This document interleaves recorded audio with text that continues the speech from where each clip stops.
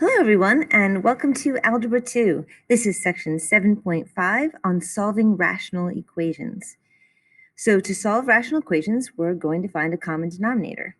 On this side, I'm going to give this an x plus 3 on the top and the bottom. And technically, there should be parentheses around this. Otherwise, it's just negative 3 times the x plus 3. And on this side, I'm going to give an x minus 3. It's very tempting not to show it on the top and the bottom, but algebraically, you need to do that to make it correct. Now I have negative 4x plus 12 over x minus 3 times x plus 3. And on the other side, I have 5x plus 15 over x minus 3 times x plus 3. Now think about the problem 3 over 8 is equal to x over 8. If the two denominators are the same, then you know the two numerators must be equal. So you can just look at that and solve that problem. It's the same thing here. If you have the two denominators the same, then minus 4x plus 12 must be equal to 5x plus 15. So now I can solve this. If I add 4x to both sides, I get 9x. And if I subtract 15, I get negative 3. So x is equal to negative 1/3. And that's how you solve rational equations. Now, if we were in school, I would just let you start working. But of course, I am going to do them for you, but you might want to start trying some on your own. So the first step on this one is to get a common denominator. I can't factor either of them to make them simpler, so I'm going to stick with just multiplying this one by 2x plus 5 on the top and the bottom. You will not get full credit, if you just show it on the top, because mathematically that's not correct. And now I have 11x plus 8 is equal to 2x squared plus 5x. And my two denominators are now the same. And notice how important, I know I said it in the last problem, but how important these parentheses are. They really need to go there too. I won't take off if you miss them, but it's a good habit to get into. And since my two denominators are the same, my two numerators must be equal. So I can write this as 11x plus 8 is equal to 2x squared plus 5x. Okay, I see an x squared in my equation. What do? Hopefully your answer is set it equal to 0 and factor. So 2x squared minus 6x minus 8. Don't forget about factoring out first. That always makes your life easier if you can do it. Sometimes you can't. 3x minus 4. And then I have x minus 4 times x plus 1. So either 2 is equal to 0, three things are being multiplied together, and the answer is 0. One of those three things must be equal to 0. Is it the 2? No. So either x is equal to 4 or x is equal to negative 1. All right, if you needed to see one more, maybe now you're ready. You can get a common denominator. So this one needs a 2 on the top and the bottom. This one needs an x on the top and the bottom. And this one needs a 2 on the top and the bottom. That gives me 6 plus 5x. And since they now have common denominators, I can just write the denominator once, is equal to negative 24 over 2x. And since the two denominators are equal, I know that the two numerators must be equal. And I get 5x is equal to negative 30. X is equal to negative 6. One of the great things about these problems is that you can go back and check them. So 3 over negative 6 plus 5 over 2 is equal to negative 12 over negative 6. So negative 1/2 plus 5/2 would be 4/2, which is 2, and this side is 2. So you can feel very confident on your next quiz and on this portion of the test that you're getting them right. Now, people do struggle a little bit with the next one when it's a whole number. But remember, if you were trying to do 1 plus 1/3, you would make it 3/3. So the common denominator is just going to be whatever denominator is there. So this one needs an x minus 4 on the top and the bottom to have a common denominator with what's on the same side. But then you're also going to give it an x to make this side, to make both sides the same, which will be x and x minus 4. So this side needs an x and this needs an x. So that 1 got entirely replaced with x times x minus 4 on the top and the bottom. That gives me x squared minus 4x minus 2x. They have the same denominator, so I'm going to put them all over x times x minus 4. And on this side, I get 4x minus 16 over x times x minus 4. They have the same denominator, so I can just look at their numerators. Actually, and I can simplify that to minus 6x. I see an x squared in my equation. What do? I set it equal to 0, and I factor. And if it wasn't factorable, I could use the quadratic formula. But this one is factorable. X minus 8 times x minus 2. X is either equal to 8 or 2. For number 5, you are welcome to do 5 and 6 the way I've just taught you, but I am going to show you an alternative for anybody that would like to learn it. But if you don't want to learn something new, then I will tell you that these are the answers for 5 and 6. And you can skip this part. But this is how I would do these problems. Instead of actually getting a common denominator, I would multiply both sides by the common denominator. So I can see that I'd have to give this an x plus 1. And my common denominator would be 2x times x plus 1. I'm going to use that common denominator to clear the fractions. Now on this side, I do have to multiply this twice. And for some people, it helps to actually write it again. But not everybody needs to do that. Some people can do it in their heads. Now, I'm just going to do this off to the side so you can see what I'm doing. I wouldn't normally do this off to the side for myself, but just I want you to see. So I'm going to multiply 2x times x plus 1 times this first fraction. And when I do that, the x plus 1s will cancel, and I'm just left with 6x squared. And the next time, I'm going to multiply 2x times x plus 1 again, but times 5 over 2x. And this time the 2x's will cancel, and I'm left with negative 5 times x plus 1, which is negative 5x minus 5. On the other side, the 2x's cancel, and I'm left with 3 times x plus 1, which is 3x plus 3. It's just a little tidier, a little less writing on this side. So I see an x squared in my equation. What do? I set it equal to 0 and factor. I see that I can factor out first. So I'm going to take out a 2. That gives me 3x squared minus 4x minus 4. Still a little bit tricky to factor, but at least this one's definitely 3 and 1. The question is whether or not this is 4 and 1 or 2 and 2. It is going to be 2 and 2 because that'll give me a negative 6 and a positive 2, which gives me a negative 4 in the middle. Remember that there are 3 factors and one of them is equal to 0. But sometimes people write x is equal to 0 as an answer here. This one just doesn't work. 2 is not what's causing this equation to be equal to 0. And also, some people get a little stuck here. They can't quite do this in their heads, and that's okay. If you can't do this in your head, just physically write this is equal to 0. I realize that the easier ones, it's nice to do in your head. But if you can't do this, write equals to 0 and then subtract 2 and divide by 3. And those are your 2 answers. So number 6, I'm going to do both ways just so you can see the difference.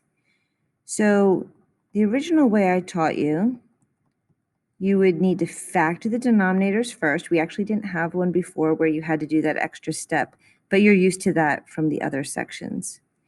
And then you would add what you need to make the denominators the same, which for this one is an x minus 1. For this one is nothing, because this already has an x plus 1. You can make them look the same. And this one needs an x plus 1 and an x minus 1 on the top and the bottom.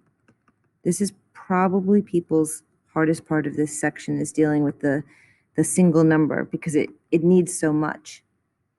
And now you can just look at their numerators.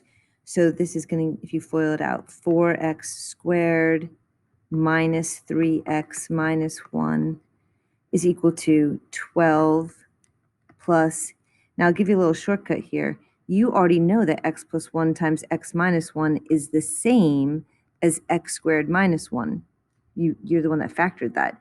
So it's easier to multiply it back together so that you can distribute the 3 more easily. Okay, so now let me rewrite this. 4x plus 1 over x plus 1 is equal to 12 over x squared minus 1 plus 3. So I still would factor this, x plus 1, x minus 1. And then I personally would clear the fractions. So I multiply both sides by x plus 1, x minus 1, x plus 1, x minus 1. It's a lot less writing. On this side, the x plus 1s cancel, and I'm left with x minus 1 times 4x plus 1, which is 4x squared minus 3x minus 1. On this side, I do have to do this twice, but when I multiply all of this by 12 over the same thing, it cancels, and I'm just left with 12. And when I multiply 3 times x plus 1, x minus 1, I can remember that this is actually just x squared minus 1, and I get 3x squared minus 3. So literally, you end up with the exact same step as before. So it really is just up to you which one makes more sense to you. That's the one that you should do. So I see an x squared in my equation. I'm going to set it equal to 0 and factor. On this side, notice I have a 9. So I'm going to subtract 9 from both sides. And there's no x's over here, so this just stays negative 3x. That gives me x minus 5 times x plus 2. X is equal to 5 or negative 2. So hopefully one of those two ways makes sense to you. Before we do the next set, you need to understand that sometimes these problems produce extraneous solutions. And an extraneous solution is a solution that emerges from the process of solving a problem, but is not a valid solution. Since extraneous solutions are not valid solutions, it's always important that you plug your answers back into the original problem and check them. And you'll see, of course, with this next one what I'm talking about. So I personally am going to do this by changing this to x plus 2, x minus 2, and then I'm going to clear the fraction. I'll go back and forth which way I do it, so you get lots of practice on both. So I'm going to multiply both sides by x plus 2, x minus 2. This method is a little bit less writing unless you choose to write it for all three of them, but I'm just going to, in my head, use it twice. But you do have to show that you're multiplying it on both sides. On this side, I can physically cancel it. It all cancels, and I just am left with 9x squared. On this side, I don't like to actually cross off because I need to use this twice. But in my head, I think I'm crossing off the x minus 2's, and I get 9 times x plus 2, which is 9x plus 18. And then when I do it the second time, the x plus 2's cancel, and I'm left with the 6x in the x minus 2, which is 6x squared minus 12x. I'm going to set this equal to 0 and factor. I'm going to move everything to the right this time because I like my first term to be positive. And then this is negative 3, so when I bring it over, it's positive 3x. When I bring over the 18, it's negative. Don't forget about factoring out first. It will make your life easier. Plus x minus 9. 6. What was I thinking? Minus 6, which factors to x plus 3 times x minus 2. Again, the only two answers are negative 3 and 2. 0 is not an answer. It's always a big mistake. Okay, so I'm going to just check both of those answers when I plug a negative 3 in. 9 over negative 3 minus 2 plus negative 18 over negative 3 plus 2 is equal to negative 3 squared is 9 times 9 is 81 over negative 3 squared is 9 minus 4, which is 5. So 9 over negative 5 plus, this is going to be 18 over negative 1, so just plus 18 is equal to 81 over 5. So then I get 18. If I add that to the other side, I get 90 over 5, which is 18. And of course, you can always just check on your calculator. When I go to plug the negative 2 in, I get 9 over, not the negative 2, just the 2. 2 minus 2, oh, I don't even need to keep going. I can't have a 0 on the bottom, not allowed. So 2 is not an answer. The only answer is negative 3. Number 2. So I'm going to go back and do this one the original way so you can get the hang of it. This is 5. I'm going to leave a little room there for my denominator. I'm going to factor this denominator. And then this one needs both the x plus 1 and the x minus 1, but here's a little shortcut for you. On the top, I'm going to write it as x squared minus 1. It's the same thing, but it's going to be easier to do out in a minute. And then this one on the top and the bottom needs an x plus 1. This numerator is 7x plus 7 minus 5x squared plus 5. And this is all over x plus 1, x minus 1. And this side is 6 over x plus 1, x minus 1. And since they have the same denominators, I can just look at their two numerators. So I have 7x plus 12 minus 5x squared is equal to 6. I'm going to set it equal to 0. I'm bringing everything over to the other side because I like my first term to be positive, minus 6. So this one's not super easy to factor, but at least this number is prime, so it has to be 5x and x. And now it could be 3 and 2. So if I put a 3 there, that's not going to work. If I put a 2 there, that'll work. That gives me 3x and 10x. So if I make this negative and this positive, I'll get a negative 7x in the middle. A little factoring practice there. So x is either equal to negative 3/5 or 2.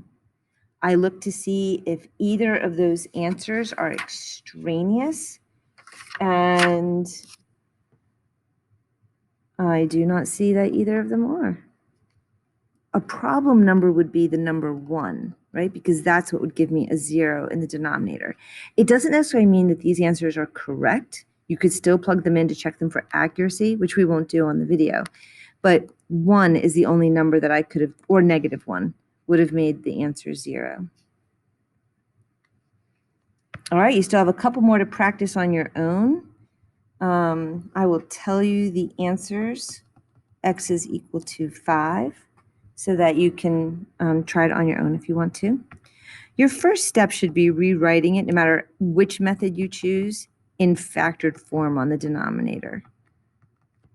And then this is x minus 1 over x minus 3 and x minus 3. And this is 2 over x plus 3. So since we did the last one getting a common denominator, this one I'm going to do by clearing fractions. I need to just think about what the common denominator would be. I need an x plus 3 to get rid of that. That won't get rid of either of these. So I'm also going to multiply by x minus 3, x minus 3. Okay, now here's where some people go wrong with clearing fractions. And then they think they also need to multiply by that again to get rid of these. But when I multiply all of this, this is covered now. So everything will clear. So on this side, I can physically cancel them. These will cancel, and I'm left with 4x times x minus 3, which is 4x squared minus 12x. On this side, you can't physically cancel it because you need to use it twice. So if it helps you, if you like this method, but this is a little bit of a tricky spot for you, you could write it twice. Then you could physically cancel these out, and it might help you see what's left.